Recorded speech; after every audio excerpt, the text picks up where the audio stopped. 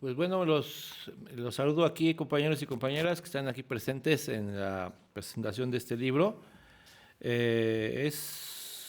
Decía un clásico del marxismo, no recuerdo quién, que no se puede dar respuestas acabadas de procesos inacabados.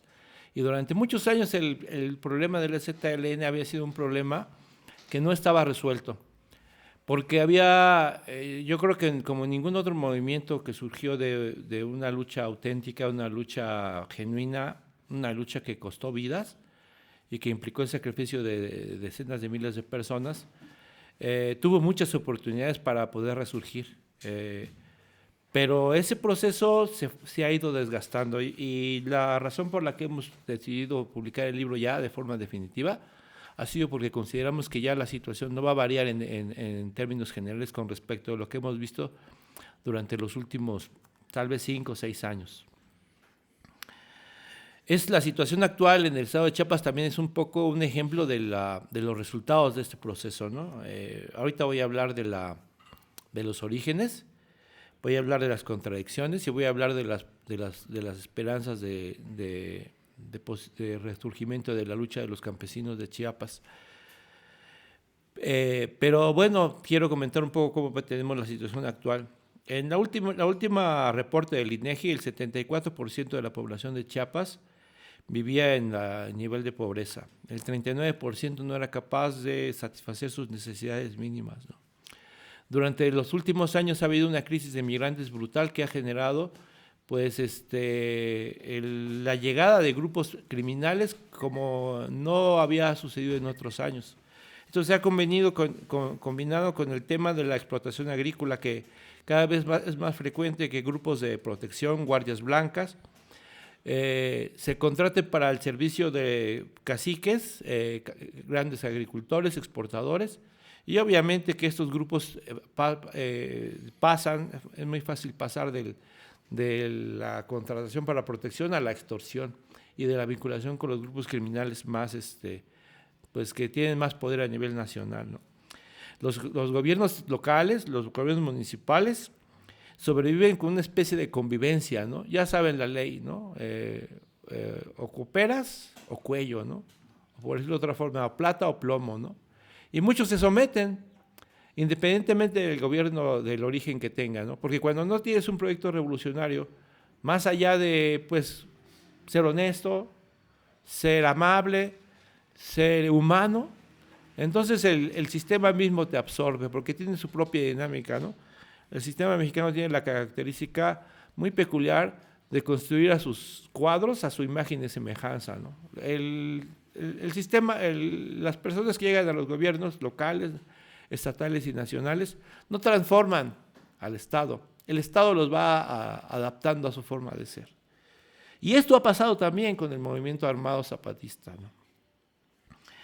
Pero lo que más nos preocupa de este periodo de la situación actual, lo que más nos preocupa es que en esta región del país está el ZLN. Comparemos esta situación con lo que acontecía el aniversario que apenas acaba de pasar. Lucio Cabañas Barrientos, ¿no? El movimiento de Lucio Cabañas, el Partido de los Pobres, fue un movimiento básicamente de un grupo de autodefensa que tuvo que, en el contexto de la situación en la que se desarrolló, tuvo que adoptar un programa político que planteaba la lucha por el socialismo, ¿no? Pero con el gobierno no tuvo tregua con Lucio, ¿no? O sea, desde que surgió en el año 67 hasta que murió Lucio en el 74, fue una guerra sin tregua. No hubo ningún tipo de contemplación. Los aviones, los helicópteros cargaban a los campesinos que se movilizaban y los aventaban al mar, como sucedía con las dictaduras en Sudamérica, ¿no? Lucio, que fue el dirigente, un campesino guerrerense, profesor, murió sin ningún tipo de contemplación por parte del Estado y efectivamente sufrió lo que sufrió el pueblo que luchó con él. Teníamos que comparar también el caso, por ejemplo, de otros dirigentes revolucionarios importantes de nuestro país que forman parte de nuestra historia más profunda, ¿no? Aunque la derecha busca la manera de de hacerlos menos, ¿no? Es que fulano de tal era esto, ¿no? Zapata, Morelos, Hidalgo, Francisco Villa. Ninguno de ellos vivió para disfrutar la placidez de la vida del siglo en que le tocó existir, ¿no? Todos sufrieron y murieron luchando por los intereses del pueblo, y obviamente la gente que los acompañó, efectivamente, pues en el tiempo en que vivieron estas personas, no disfrutaron de ninguna victoria. Otro, Ricardo Flores Magón, ¿no? Que también tendríamos que recordar como ese tipo de personas o líderes que son emblemáticos y que son históricos para nuestro país, que construyeron nuestra patria y que son la base para señalar el camino que debemos seguir para avanzar por la transformación social.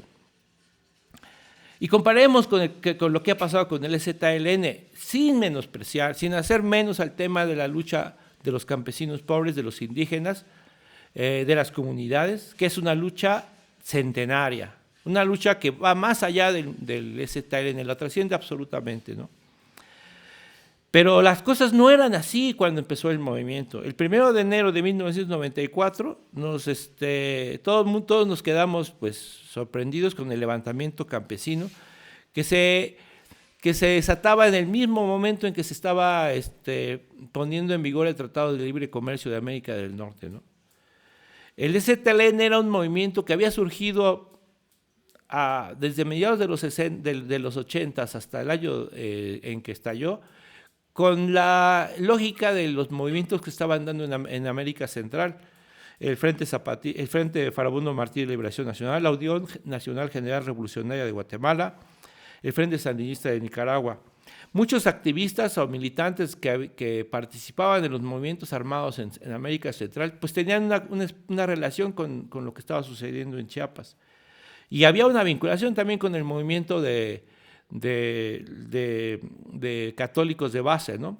Con el obispo Samuel Ruiz, sin que ello significara que ellos estuvieran implicados en el movimiento en sí, pero sí había una serie de elementos que son semejantes al proceso que se daba en Centroamérica, ¿no? Estalló el movimiento producto de una tendencia de las comunidades organizadas en Chiapas en torno al EZLN para trascender más allá de la situación en la que se vivía, en donde no había márgenes para avanzar por una vía, pues digámoslo así, de carácter pacífico o legal, ¿no? Entonces, el movimiento evidentemente era un movimiento insurreccional, y eso fue lo que sucedió durante 13 días. El EZLN lanzó su primera declaración de la Selva Lacandona en finales de diciembre de 1993, que era un llamado a la insurrección, a derribar al gobierno y buscar una salida revolucionaria, ¿no? La instauración de un gobierno alternativo y un planteamiento que vinculaba la lucha de toda la población pues obviamente en la lógica de la transformación social. Fueron 13 días.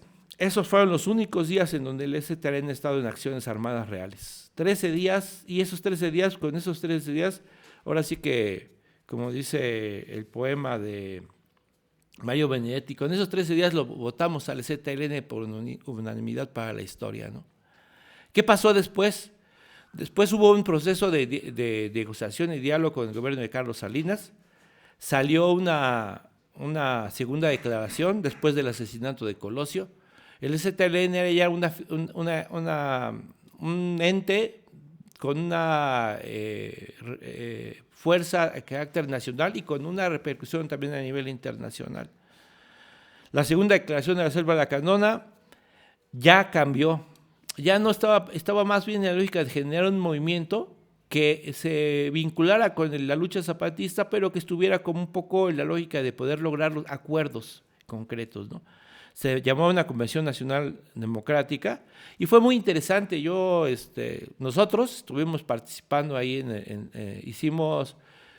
la convocatoria implicaba que todo el mundo, organizaciones populares, sociales, etcétera, nombrara delegados, ¿no? Nosotros nombramos 6 delegados, Por ahí tengo ahí la credencial, el otro día la subí al Face. Y fue un asunto increíble. Habíamos más de 16,000 personas en Aguascalientes, en Chiapas, en el año agosto del 94, lo recuerdo muy bien. ¿Cuál fue el acuerdo de esa cosa brutal? Porque estaba todo el mundo, estaba obreros, campesinos, intelectuales. Claro, los intelectuales en casas de campaña muy bonitas, wow, o sea, tremendo, con aire acondicionado, con electricidad. Y nosotros, pues ahí en medio del cerro, ¿no? Ahí con cobijas mojadas y una cosa que tú te sorprende. El tema es que la conclusión fue nada. Ese mismo año entró Ernesto Zedillo, entró al gobierno Ernesto Zedillo, y se lanzó la tercera declaración de la Selva Lacandona. En esta ocasión se llamaba generar un frente opositor dirigido por Cuauhtémoc Cárdenas. Ahí estaba una cosa medio rara, ¿no? Esa serie de movimientos que estaba planteando el ZLN como un poco para irse insertando en el proceso de lucha que se estaba dando en esos tiempos. No hubo más que una continuación de proceso de negociación para llegar a una mesa de diálogo con el gobierno en San Andrés Larráizar, en donde se llegaron a una serie de acuerdos que estaban vinculados con la cuestión de llevar a la Constitución los derechos, una serie de planteamientos de derechos y cultura indígenas. Estos planteamientos pues tenían básicamente la lógica de lo que siempre hace el gobierno con las luchas insurreccionales, dar un poco por su lado al movimiento, pero buscando que se insertara en la lógica de lo establecido, ¿no? Y mal o bien, la situación no trascendió más allá. La cuarta declaración se dio en el año del 96 y ahí se proponía impulsar un Frente Zapatista de Liberación Nacional. Estamos hablando de 4 iniciativas que se lanzaron, hubo gran entusiasmo, la gente se organizó, la gente de las colonias, la gente de los barrios, incluso de las fábricas, había un gran entusiasmo por integrarse a cualquier iniciativa que planteara el ZLN. Cientos de miles, yo creo que millones de personas estaban totalmente emocionadas con lo que planteaba el ZLN. Y después en el 96 se plantó el Frente Zapatista de Liberación Nacional, que se planteaba más bien en la lógica de darle una organización civil al movimiento zapatista que estaba desarrollándose en general. Y bueno, en este contexto se sucedió la masacre de Acteal el 22 de diciembre del año 97. ¿No? Y ahí es donde veíamos un poquito el problema que después Marco señala, que bueno, lo comento aquí en el libro, un problema que es una contradicción muy importante y que es pues símbolo, yo creo que de la colapso del ZLN. 45 personas fueron asesinadas, entre ellos mujeres y niños, por parte de grupos paramilitares peristas, en una zona de influencia zapatista. Bueno, voy a ser honesto, o sea, la gente de Lucio eran muy poquitos, decenas tal vez, ni siquiera 100 en su mejor momento, pero ellos pues sí eran un grupo que cuando el pueblo tenía una necesidad de defenderse o de luchar contra marihuaneros, como le decían ellos, la gente que andaba traficando con drogas, caciques, todo eso, ellos actuaban. Bueno, llegaron hasta secuestrar al gobernador, a Rubén Figueroa, el papá, ¿no? Era gente que dura y gente que le generaba al gobierno y al Estado mexicano pues miedo. Pero en 1997, el 23 de diciembre de 97, 45 personas son asesinadas de forma brutal, de forma cruel y sanguinaria, y la única respuesta que dio el ZLN fue un llamado a solidaridad. Pero bueno, tenemos un ejército. ¿Para qué sirve un ejército si no es para defender al pueblo? ¿Qué lógica tiene un movimiento guerrillero que no es capaz de jugar la función para la cual supuestamente se organizó. Esta serie de contradicciones, pues nosotros las planteábamos, ¿no? En esos tiempos, tal vez en esos tiempos se nos podría tachar de poco, pues de pesimistas y todo ese rollo, de no creer en el espíritu revolucionario del EZLN, ¿no? Pero había una contradicción fundamental que fue absorbiendo al EZLN, y eso es el imbuirse en métodos y en teorías que lo fueron convirtiendo como estandarte del posmodernismo, ¿no? O sea, le llamaron la primera guerrilla posmoderna, ¿no? Con todas las tonterías que implica el movimiento, la teoría de este tipo, ¿no? No hay dirección, ¿no? Me acuerdo en el Politécnico, cuando se armaban asambleas para organizar alguna cuestión, te señalaban, no debe haber dirección. Nosotros estamos aquí, pero ustedes tienen que decidir qué hacer. Bueno, pues si estaban al frente y convocas una asamblea mínimo, debes plantear un plan de acción. No, es que eso sería imponer, sería autoritarismo, ¿no? O sea, la apología de la desorganización. Eso fue lo que, en términos prácticos, fue el EZLN en todos aquellos tiempos, ¿no? Entonces, el efecto, a continuación prosiguió otra gran iniciativa cuando entró Fox en la marcha hacia la Ciudad de México por digámoslo así, la formación de la Ley de Derechos y Cultura Indígenas en el año 2001. Este texto que tienen aquí, la primera versión se elaboró para esa marcha, ¿no? Ese movimiento. Pero obviamente en esa época el EZLN giró a una posición de buscar la manera de convencer a los diputados y senadores de que aprobaran la ley. Lo van a poder leer ahí. En esa época Marcos decía, bueno, los diputados, senadores son representantes del pueblo, deben estar legislar, no en función de los partidos, sino en función de una visión de Estado. O sea, un discurso pues peculiar, ¿no? Que incluso estaba un poco en contradicción con lo que había planteado meses antes. Al final el tema fracasó. Las movilizaciones también fueron, los quienes estuvieron ahí podrían atestiguarlo. Yo recuerdo que el EZLN entró por la zona de Xochimilco. Yo creo que habría unas 200,000 personas en la entrada de Xochimilco hacia la Ciudad de México, rodeando la carretera que da a la ciudad, a la entrada por ese lado. Pues un poco así, rememorando el tema de Zapata, ¿no? Y luego al llegar al Zócalo, una brutalidad así tremenda ahí. Si Marcos hubiera planteado en esa época la organización para formar un movimiento, pues incluso como lo que se llegó a plantear en el año 94 con la Convención Nacional Democrática, hubiera tenido un eco inmediato, ¿no? Pero no convocó a nada. Una movilización de, no sé, 200, 300,000 personas en ese año, en el 2001, no se convocó absolutamente a nada. Después de que obviamente el gobierno no llevara a una ley que no satisfizo las necesidades del movimiento campesino, el EZT entró a una introspección. Se planteó la formación de los caracoles, se planteó la formación de juntas de buen gobierno. Y desde entonces para acá ese proceso ha entrado en una disgregación, al grado de que los caracoles y las juntas de buen gobierno se disolvieron hace unos pocos años, ¿no? En ese contexto entraron contradicciones.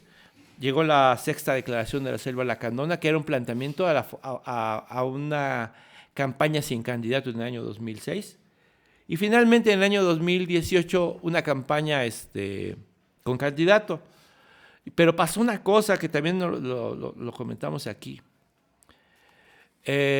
Las regiones donde más firmas de apoyo tuvo el EZLN para su candidatura fueron Jalisco, la Ciudad de México y el Estado de México. En Chiapas apenas se consiguió la votación, las firmas mínimas para poder tener ahora sí que las posibilidades de tener candidatura. Y en Chiapas se suponía que tendría que tener cierto peso, porque pues el movimiento está basado en comunidades campesinas de la zona de Chiapas, ¿no? Entonces eso nos da muestra de una cosa: el movimiento campesino sigue, el movimiento de indígena continúa, pero el EZLN ya no representa una fuerza dirigente, una fuerza que plantea una alternativa y una fuerza que permita un nivel de cohesión determinado. Los métodos, la teoría y la práctica del EZLN ha comprobado que no son los adecuados para la lucha que se requiere a nivel global, ¿no?